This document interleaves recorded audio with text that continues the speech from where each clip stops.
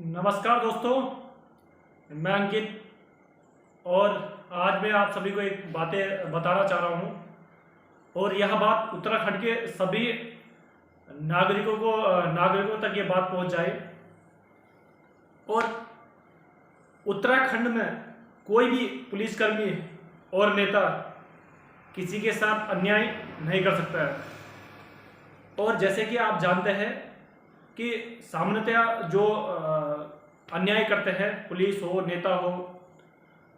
और आज मैं आपको वह कानून बताने वाला हूं जो 2013 में देश में लागू हुआ। और दुर्भाग्य से पुलिस के कानून में यह बात शामिल नहीं की गई है। और जिस कारण पुलिस लगातार गलती करते जा रही है।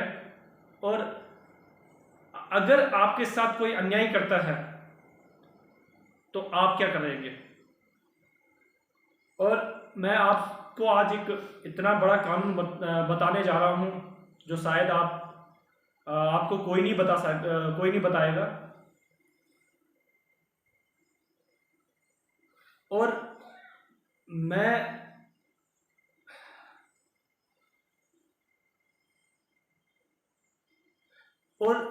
मैं इस बात को सभी से निवेदन करूंगा, जितने भी लोग इस वीडियो को देख रहे हैं और जितने भी वकील, पुलिसकर्मी इस वीडियो को देख रहे हैं, केवल 5% अगर इस वीडियो को वकील, पुलिसकर्मी या अन्य व्यक्ति देखे।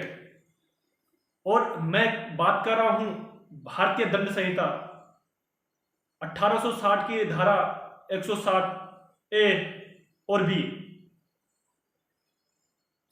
यह अनुसंधान को विनियमित करने वाली विधि का उल्लंघन। और जैसे आप सभी को पता है,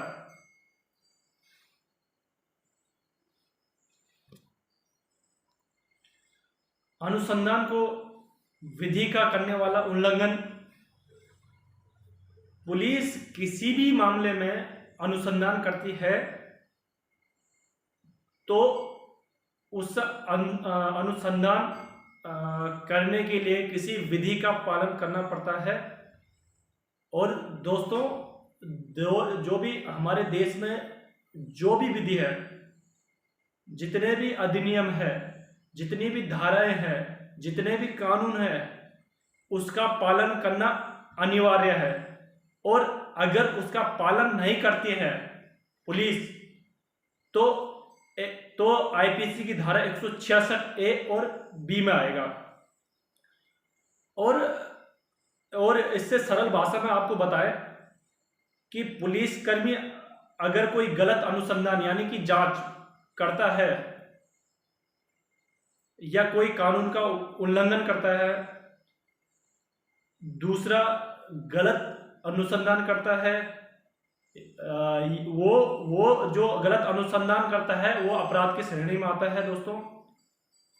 और दूसरा है दूषित अनुसंधान।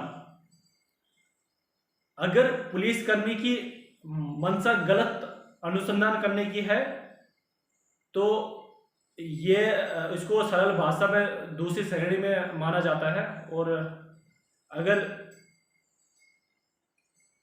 और दोस्तों, अनुसंधान देश में किसी भी विधि में लिखा गया, सीआरपीसी हो या आईपीसी हो, एससी एसटी एक्ट हो, पुलिस एक्ट हो, पुलिस रूल हो, किसी भी सुप्रीम कोर्ट के जजमेंट हो या हाई कोर्ट के जजमेंट हो कि जजमा। और दोस्तों, आप ये भी जानते हैं और पुलिस भी जानती है कि, और मुझे सबसे ज्यादा पता है कि ये वीडियो सबसे ज्यादा पुलिस की व्यक्ति देखेंगे, पुलिस के लोग देखेंगे। और मैं आप सभी को यही अनुरोध करूंगा कि इस वीडियो को ध्यान से सुनिए। और इससे बड़ी महत्वपूर्ण क्लास आपके लिए कोई हो नहीं सकती है। और ये जो महत्वपूर्ण जो क्लास है ये ना उत्तराखंड पुलिस देगी, ना उत्तराखंड के कोई वकील देंगे। ये जो क्लास में दे रहा हूं दोस्तों, जो अनुसंधान आपको निष्पक्ष भी करना है,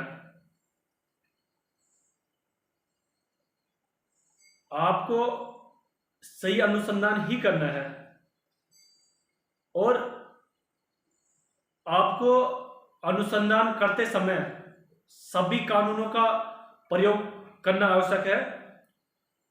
और वह व्यक्ति जो अनुसंधान करता है वो व्यक्ति वैध है। अनुसंधान, अगर किसी के पास अगर कोई एविडेंस है कि इस व्यक्ति ने गलत तरीके से या अधिनियम के हिसाब से कोई कार्य नहीं किया गया है, तो उस पर आप आईपीसी की धारा 166 ए और बी के तहत कानूनी कार्रवाई या एफआईआर दर्ज करवा सकते हैं। और सबसे बड़ा विषय यह है कि हमको यह समझना पड़ेगा कि अनुसंधान क्या है। सबसे पहले दोस्तों हमें यह समझना पड़ेगा, अनुसंधान किसी भी अपराध की जो सूचना किसी पुलिसकर्मी या पुलिस थाने को मिलती है, और उसमें चाहे एफआईआर दर्ज हो या ना हो, जैसी ही सूचना उनको मिलती है तो पुलिसकर्मी क्या है उस पर अनुसंधान शुरू कर देती है। और कई बार उसको मौके पे जाना पड़ता है। कानून में भी लिखा है दोस्तों कि ये सब अनुसंधान की श्रेणी में आता है, और इसके बाद उस पर एफआईआर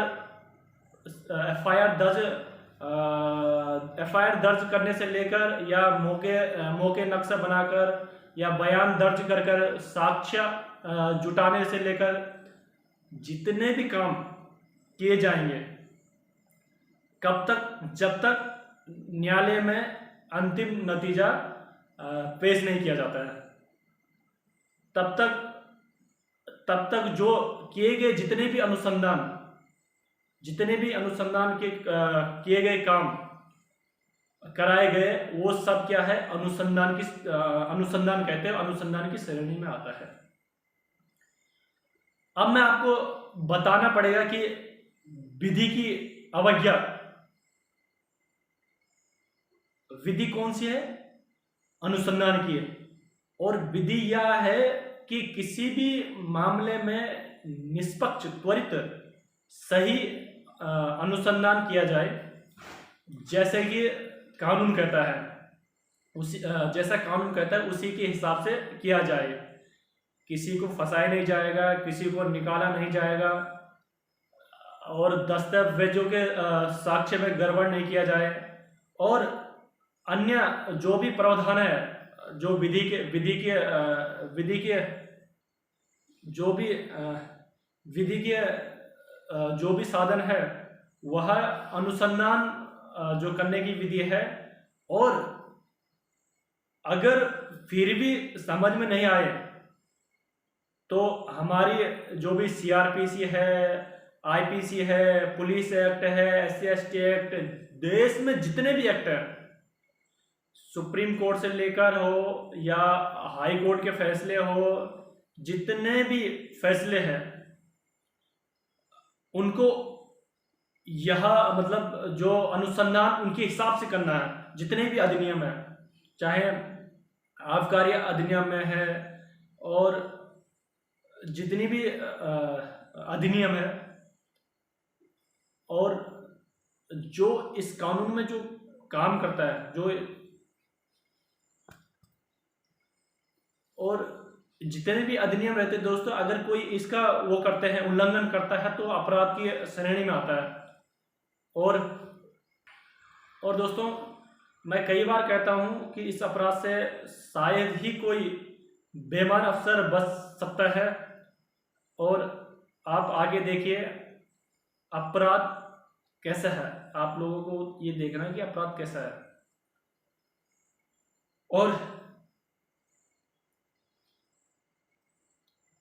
और दोस्तों ये जो अपराध है वो संज्ञेय अपराध की श्रेणी में आता है, यानी इसकी इसकी जानकारी कोई भी पुलिस थाने में दे सकता है और एफआईआर दर्ज करवा सकता है। यानी सूचना किसी यानी कि कोई सूचना किसी अन्य व्यक्ति ने दिया या कोई भी पुलिसकर्मी ने, मैं या मेरा वकील, अगर मेरा कहीं स्वास्थ्य खराब है या मैं कहीं बीमार हूं, तो दोस्तों उसकी एफआईआर कोई भी करवा सकता है। और ये आप सभी को पता है, जैसे ये संज्ञेय अपराध की श्रेणी में आता है और ये क्या असामान्य अपराध है।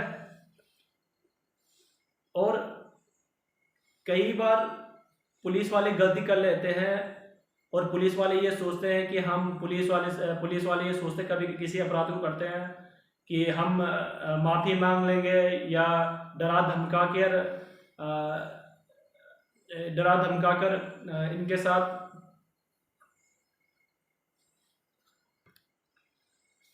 और ये जो डराने का काम पुलिसों का इसमें काम नहीं करेगा, क्योंकि अगर किसी पुलिसकर्मी या किसी पुलिसकर्मी के खिलाफ आईपीसी 166 ए और बी के तहत कोई एफआईआर दर्ज करता है तो ये असामान्य अपराध की श्रेणी में आता है। और दोस्तों तीसरा है, इसकी जो ट्रायल होती है, मतलब इसका विचारण, इसका क्या है कि प्रथम श्रेणी मजिस्ट्रेट द्वारा ही होगा इसका। और दोस्तों चौथा है, इस मामले में अगर पुलिस अधिकारी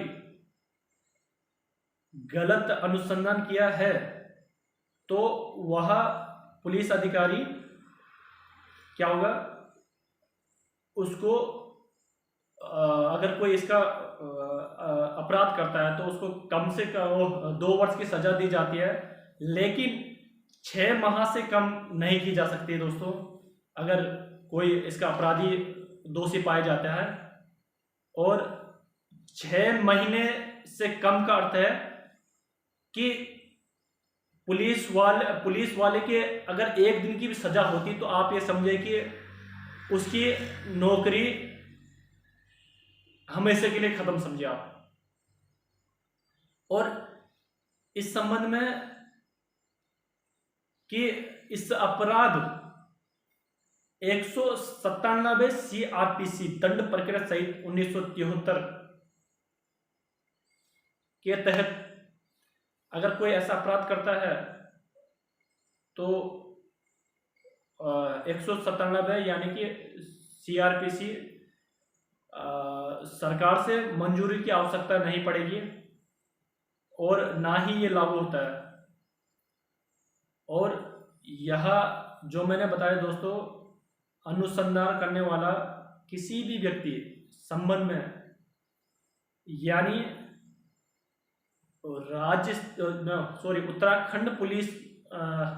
उत्तराखंड पुलिस में चाहे हेड कांस्टेबल से लेकर या डीआईजी है या जितने भी इन्वेस्टिगेशन जो भी जितने भी जांच करते हैं, जो भी अधिकारी जांच करते हैं, तो इसमें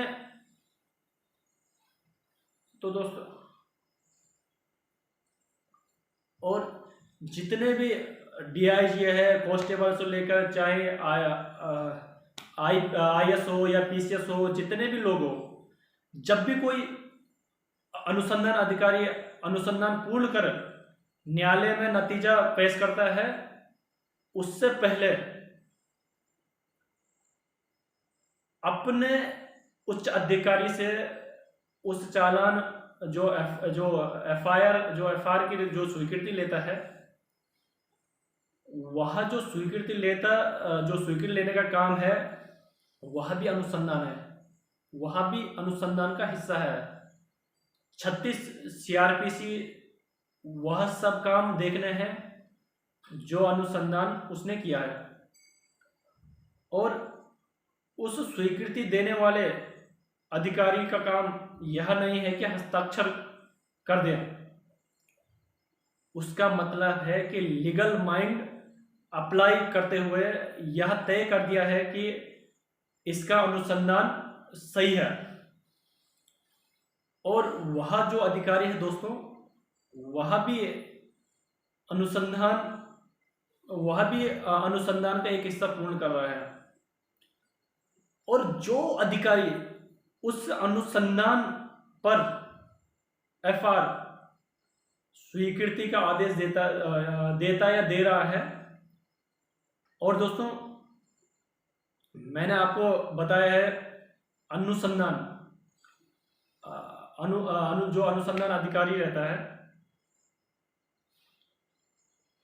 और उसके बाद मैंने बताया एफआर या चालान की स्वीकृति देने वाला पुलिस अधीक्षक या एसएसपी या कोई अन्य अधिकारी है दोस्तों। अब आपको मैं एक महत्वपूर्ण बात बताने जा रहे हैं। कुछ संस्थानों में दोस्तों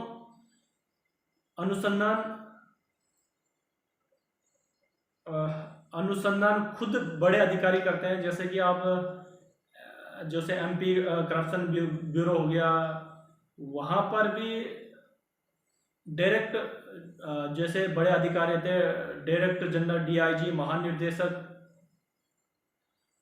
के लेवल के व्यक्ति अनुसंधान करते हैं या अनुसंधान का अंतिम नतीजा देते हैं।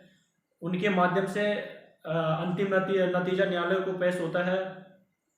और दोस्तों, तो वहां पर अगर अनुसंधान गलत हुआ है तो डीजीपी या जितने भी जो भी अधिकारी अनुसंधान कर रहे हैं वह दोषी पाए जाएंगे या दोषी माने जाएंगे। और दोस्तों, दूसरा जो वो रहता है दोस्तों ACBDG।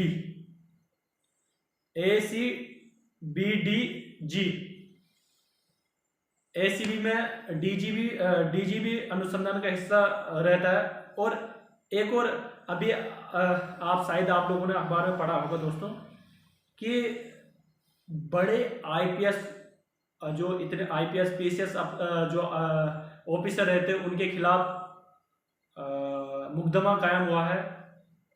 और दोस्तों, सीआईडी क्राइम ब्रांच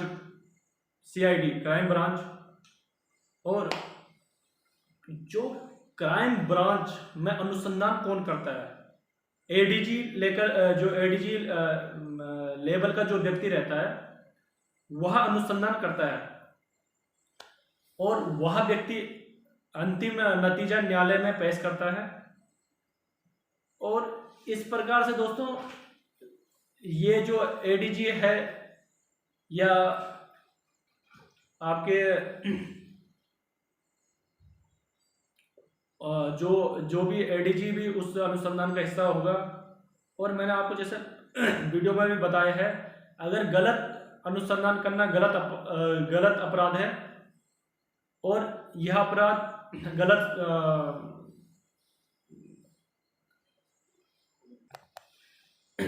गलत अनुसंधान करना अपराध है और गंभीर अपराध है। तो ये अनुसंधान करने वाला दोस्तों हेड कांस्टेबल से लेकर हो या जितने भी बड़े अधिकारी हो, सभी मुलजिम या जिसने गलत अनुसंधान किया है उस पर चाहे एसपी हो, जिसमें एफआर एसपी स्वीकृति देता है, उस पर चाहे डीजी हो या जितने भी हो, सीआईडी हो, जितने भी हो दोस्तों, मैंने बताया चाहे एडीजी क्राइम लेवल का व्यक्ति है, उसके साथ जितने भी आईजी एसपी जिन्होंने अनुसंधान किया है या जिन्होंने भाग लिया है दोस्तों, वह सब लोग दोषी कहलाएंगे। और इतना खतरनाक अपराध है दोस्तों ये। और आप लोगों को करना क्या है?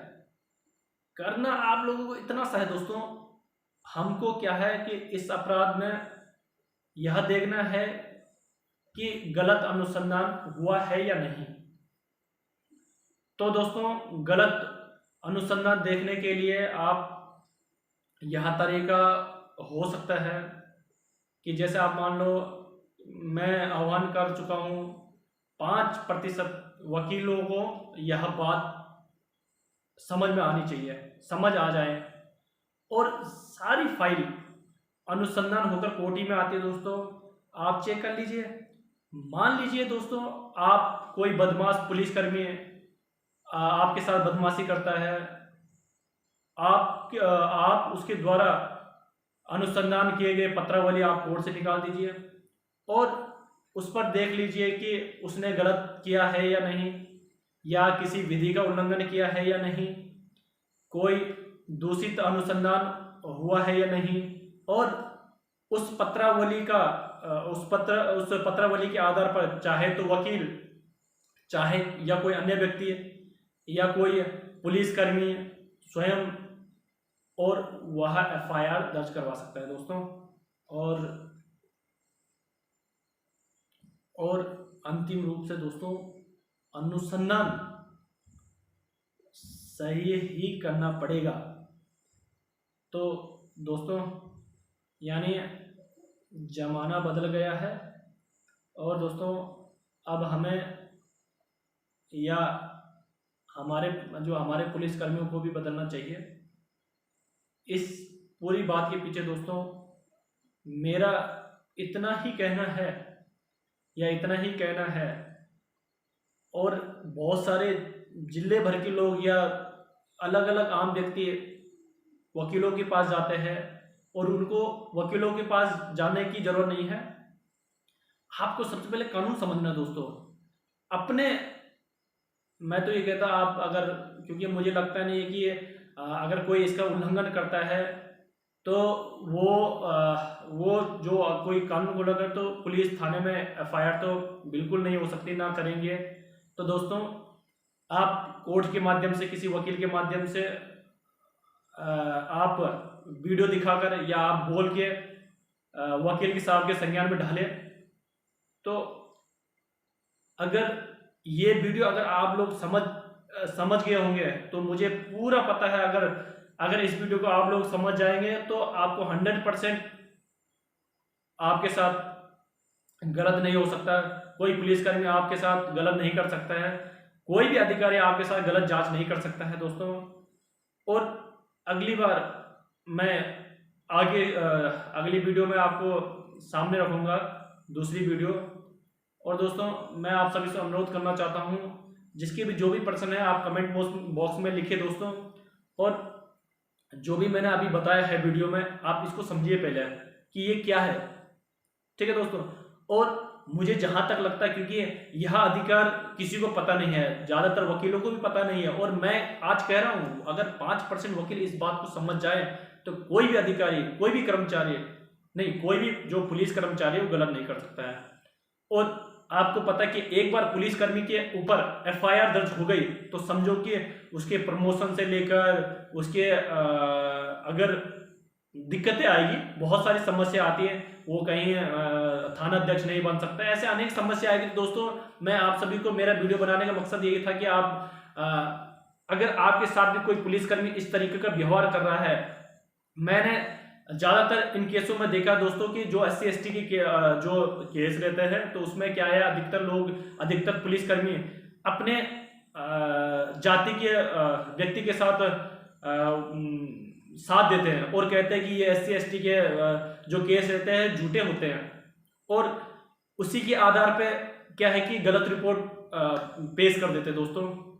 तो मेरा यही कहना है दोस्तों, अगर आपके साथ भी हो रहा है तो आप भी इस कानून का उपयोग करें, इस धारा का उपयोग करें और पुलिसकर्मियों को एक सबक सिखाएं और उनके ऊपर एफआईआर दर्ज करवाएं, और ताकि भविष्य में किसी भी जांच को या किसी भी जांच को प्रभावित ना करे और किसी भी जांच को गलत तरीके से ना ले। तो दोस्तों अगर वीडियो अच्छी लगी तो वीडियो को लाइक, शेयर और चैनल को सब्सक्राइब जरूर करें, और मिलते हैं अगले वीडियो के साथ। ठीक है, बाय बाय।